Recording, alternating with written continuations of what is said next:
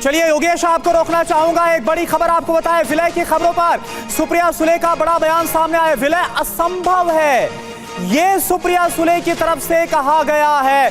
तो एक तरफ देखिए बहुत ही विरोधाभासी जो बयान है वो आ रहा है, एक तरफ विलय की खबरें आ रही है कि राज्यसभा चुनाव से पहले भी विलय संभव है, लेकिन सुप्रिया सुले ने कहा कि ये तो खबर ही पूरी तरह से झूठी है।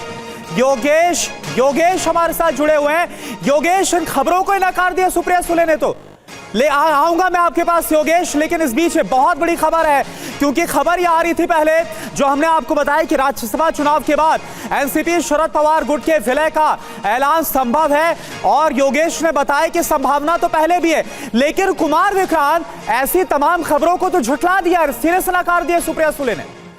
निश्चित तौर पर एनसीपी शरद पवार गुट के बीच में दो तरह की चर्चा है। एक तो ये भविष्य को देखते हुए, शरद पवार साहब की उम्र को देखते हुए, ये तमाम लोगों का ये मानना है कि उसको कांग्रेस में विलय कर देना चाहिए, वहां पर सुप्रिया सुले और एनसीपी के शरद गुट के लोगों का भविष्य सुरक्षित है।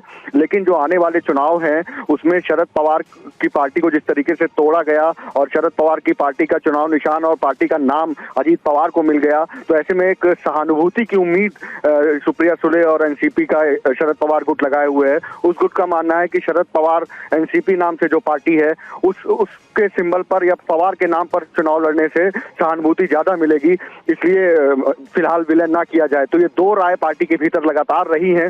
इसी लिहाज से सुप्रिया सुले सहानुभूति की लहर या सहानुभूति लेने के लिए शरद पवार के नाम की वो नहीं चाह रही है कि विलय तत्काल किया जाए। चलिए कुमार विक्रांत, आप हमारे साथ बने रहिए। तो महाराष्ट्र की सियासत से जुड़े बहुत बड़ी खबर